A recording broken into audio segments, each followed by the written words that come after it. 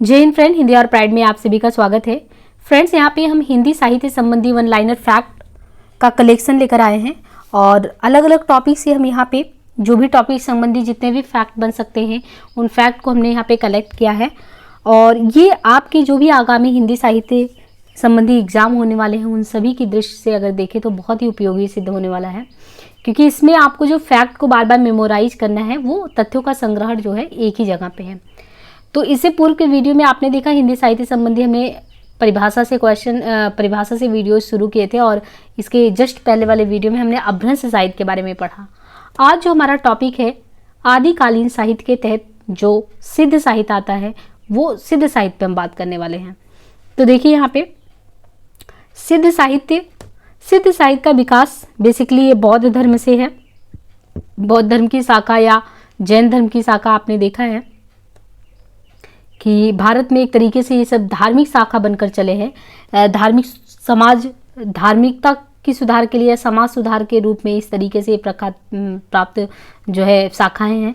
ऐसे में ये सिद्ध साहित्य के तहत आते हैं। तो ये किस तरीके से समाज में अपना योगदान देते हैं, कौन सी रचनाएं हैं, कौन से रचनाकार हैं, इन सारे मुद्दों पे हम बात करेंगे।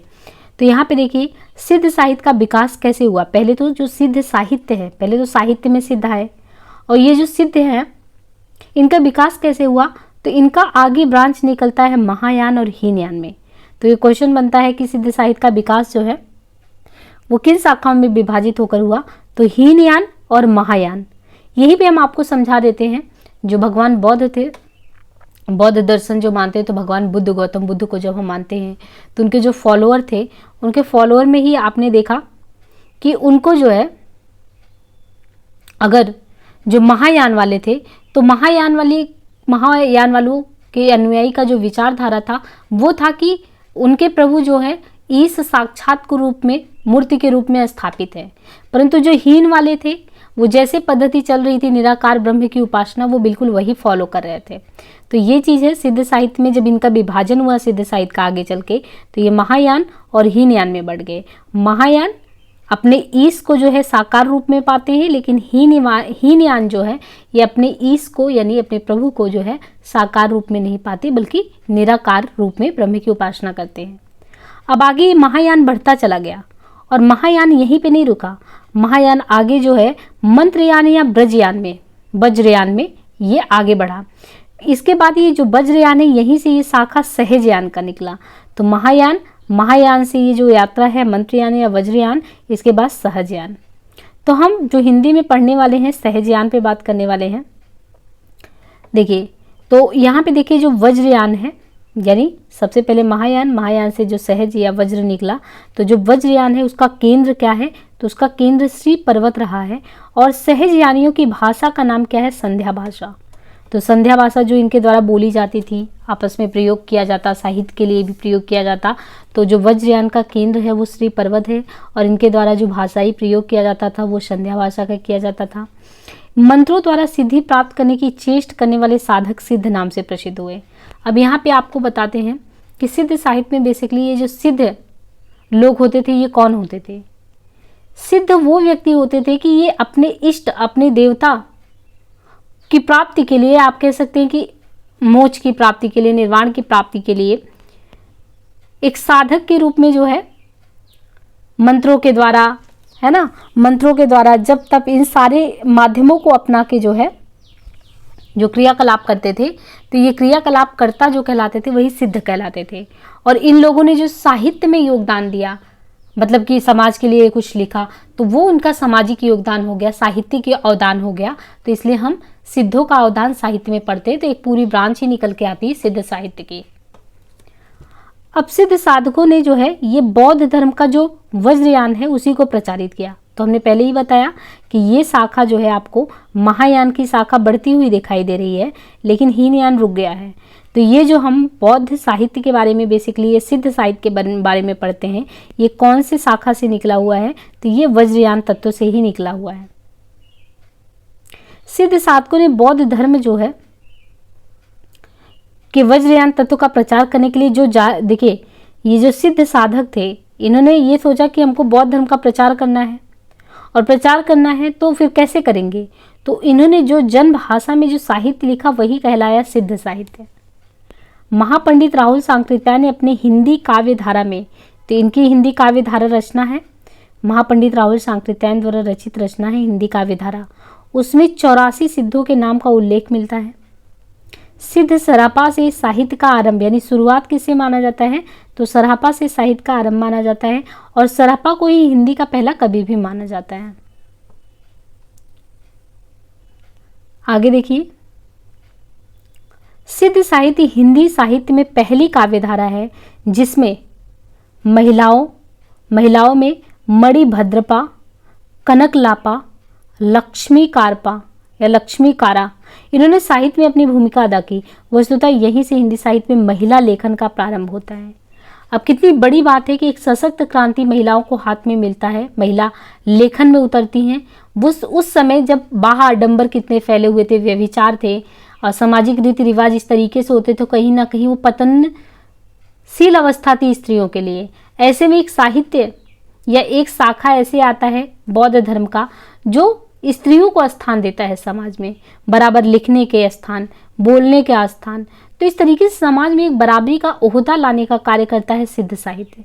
तो जब कभी भी आता है क्वेश्चन कि साहित्य, सिद्ध साहित्य की विशेषता लिखिए, तो उसमें एक विशेषता ये भी होती है कि सिद्ध साहित्य हिंदी साहित्य में पहली काव्यधारा है जिसमें महिलाओं को भी लेखन में स्थान मिलता है।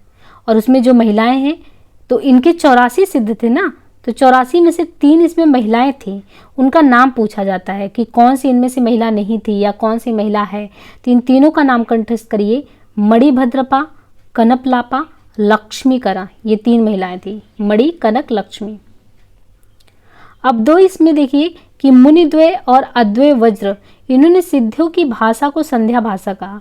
तो जो सिद्ध जन भाषा में जो भी अपना प्रचार प्रसार करते थे, तो उनको किसने कहा कि ये संध्या भाषा में प्रचार कर रहे हैं, तो एक थे मुनिद्वय, एक थे अद्वय वज्र। तो मुनिद्वय एवं अद्वय वज्र ने जो सिद्धों की भाषा है उसको संध्या भाषा कहा। इसके बाद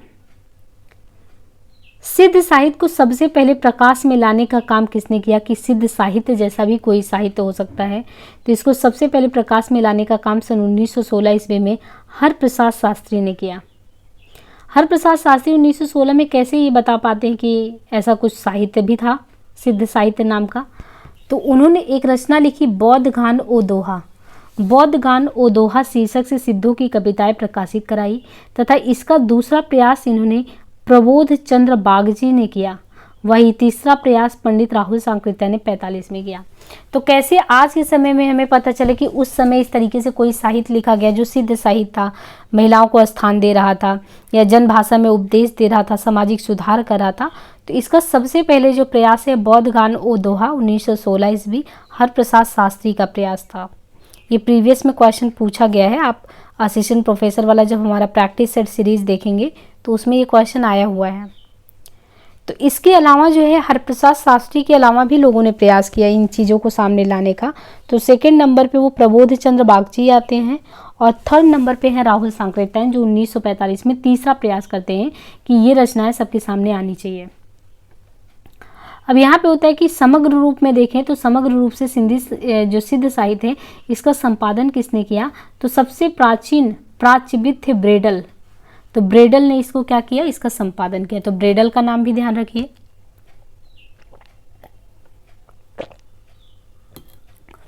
कि ब्रेडल महोदय थे जो इसका संपादन किए।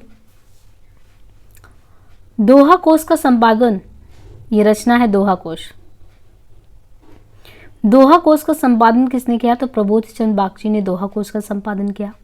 इसमें तिल्लोपा, सरहपा और कंडपा के दोहे संकलित हैं।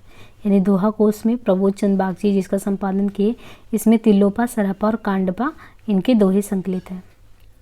सरहपा की जीवन दृष्टि पे विचार करें तो सरहपा का जो जीवन था वो सहज संयम, ये इन्हीं का विचारधारा नहीं है। ये अगर आप देखेंगे तो सहज यानियों के ही विचारधारा में संयम आता है, पाखंड।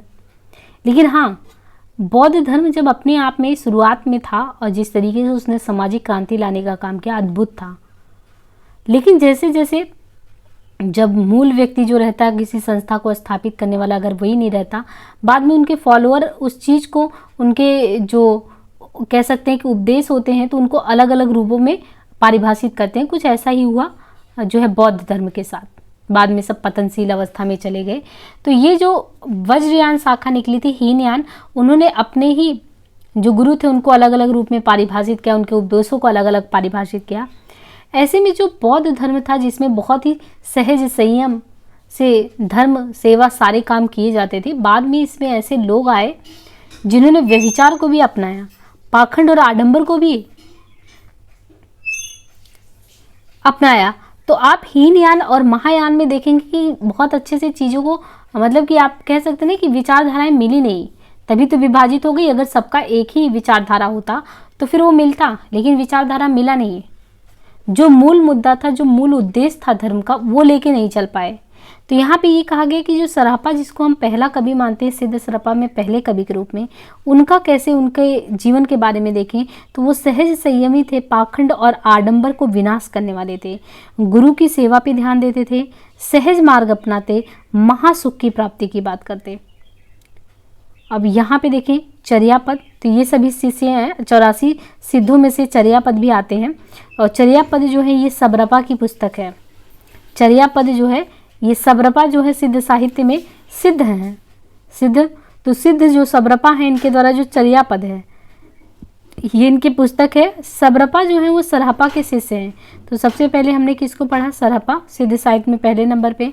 सरहपा के बाद है सबरपा। तो सबरपा की पुस्तक है चर्यापद। और सरहपा के शिष्य, सबरपा जो हैं वो सरहपा के शिष्य हैं और तथा लुइपा के गुरु हैं। तो ये जो सबरपा हैं ये गुरु किसके हैं, ये भी ध्यान रखिए। तो ये गुरु किसके हुए? ये हुए लुइपा के गुरु। इनका जन्म कहाँ हुआ था? तो इनका जन्म हुआ था क्षत्रिय कुल में सन 780 ईस्वी में। सिद्ध साहित्य में दोहा कोश की रचना परिनिष्ठित अपभ्रंश में हुई और चर्यापदों की रचना अवभट्ट भाषा में। तो ये दोनों ही ध्यान रखना, रचना दोहा कोश ही है। दोहा कोश की रचना कैसे हुई? अपभ्रंश में हुई है। और जो चर्यापद है, चर्यापद की रचना कैसे हुई? तो चर्यापद की अवभट्ट भाषा में हुई। लुइपा का जन्म, जो लुइपा है, लुइपा का जन्म राजा धर्मपाल के शासनकाल में 773 ईस्वी में एक कायस्थ परिवार में हुआ। लुइपा सबरपा के शिष्य थे। 84 सिद्धों में लुइपा का स्थान प्रथम और सबसे ऊंचा है। तो ये भी ध्यान देना है।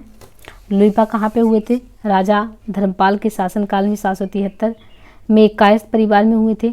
सबरपा के शिष्य। 84 सिद्धों में अगर सबसे ऊंचा स्थान किसी को प्राप्त है तो वो व्यक्ति है लुइपा। सबसे ऊंचे ओहदे पर है पहले। और लुइपा का स्थान साधना में सबसे ऊंचा स्थान है, यानी जो यहाँ पे साधना की जाती है धार्मिक साहित्य में, यानी सिद्ध साहित्य में, उसमें सबसे उच्च कोटि का अगर साधना किसी ने किया तो वो लुइपा का स्थान है उसमें। और यहाँ पे इसके बाद आता है डोम्बिपा। तो डोम्बिपा का जन्म अगर देखें तो डोम्बिपा का जन्म जो है ये मगध के क्षत्रिय वंश में सन 840 के आसपास हुआ। इनके द्वारा रचित कुल कितना? तो डोम्बिपा के द्वारा कुल 21 ग्रंथ मिलते हैं रचे, जिनमें डोम्बी गीतिका, योगचर्या, अक्षर द्विपदेश। ये पूछा जाता है कि डोम्बिका गीत का, योगचर्या, अक्षर द्विपदेश आदि प्रसिद्ध ग्रंथ किसके हैं? तो ये सब डोम्बिपा के हैं। डोम्बिपा विरूपा के शिष्य थे। डोम्बिपा किसके शिष्य थे? डोम्बिपा विरूपा के शिष्य थे। कंडपहा सिद्धों में सर्वश्रेष्ठ विद्वान तथा सबसे बड़े कवि थे। कौन? कंडपहा। कंडपहा सिद्धों में सर्वश्रेष्ठ विद्वान तथा सबसे बड़े कवि थे। इनका जन्म कर्नाटक के ब्राह्मण वंश में सन 820 ईस्वी में हुआ था। तो यहाँ पे हमने किसके बारे में जिक्र किया? सिद्ध साहित्य के तहत अगर देखा आपने, लुइपा का नाम आया, सरहपा का आया, सबरपा का आया, डोम्बिपा का आया। डोम्बिपा के बारे में उनकी डोम्बी गीत, योगचर्या, अक्षर द्विपदेश, ये सभी। इसके बाद कंडपा, सिद्धों में सर्वश्रेष्ठ अगर विद्वान कौन है तो वो कंडपा है, सबसे बड़े कवि थे कंडपा। इनका जन्म कर्नाटक में हुआ। राहुल सांकृत्यायन कंडपा पांडित और कवित्व में बेजोड़ थे, ऐसा कहते हैं। और कंडपा के गुरु कौन थे? जलंधारपा। अब यहाँ पे देखिए जो सिद्धों के द्वारा प्रमुख काव्य पंक्तियाँ कही गई हैं, जिनसे क्वेश्चन भी बनते हैं, जिनको आपको बिल्कुल ध्यान रखना है, क्योंकि कई बार ये क्वेश्चन बनते हैं इन्हीं पंक्तियों से। तो यहाँ पे देखिए देवसेन सावकाचार्य, इन्होंने कहा है, जो जुड़ सासठ भाषियों सो बही कहियो सारू। तो ये ध्यान रखना है, देवसेन के द्वारा जो जुड़ सासठ भाषियों सो बही कहियो सारू। ये पंक्ति बहुत ही बार पूछा गया है। जेह मन पवन न संचरहि रवि शशि नहीं पवेश। इनके अलावा परम महासु एसु कड़े दुरी अशेष होरोई। लुइपा कहते हैं कि का तरुअर पंच विडाल, का तरुअर पंच विडाल। कंडपा कहते हैं कि एकड़ किजई मंत्र ड़ाततम, एकड़ किजई मंत्र ड़ाततम। भला हुआ जो मारिया हेमचंद्र, पिय संगमी कौ निंदड़ी, हेमचंद्र कहते हैं। विद्यापति कहते हैं कि देसिल बैना सब्जन मिठा तव तैसन जपहु अवहट्टा। और विद्यापति ये भी कहते हैं कि हिंदू बोले दुरही निकार, छोटे तुर्का भव की मार। सरल बसंत समय थल पावली, ये किसका है? ये विद्यापति का है। तो इस तरीके से हमने जो है सिद्ध साहित्य को यहाँ पे समाप्त किया। बाकी हम नेक्स्ट सेशन में नाट्य साहित्य के साथ आपसे मुलाकात करेंगे और उम्मीद है कि ये सेशन आपके लिए बहुत ही फ्रूटफुल साबित होने वाला है। बस आप सभी का सपोर्ट यही चाहिए कि फ्रेंड्स इसको प्लीज़ ज़्यादा से ज़्यादा लोगों तक पहुँचाइए वीडियोज़ को, और लाइक शेयर सब्सक्राइब करना बिल्कुल भी ना भूलें, है ना। तो आज के लिए इसको यहीं पे स्टॉप करते हैं। धन्यवाद।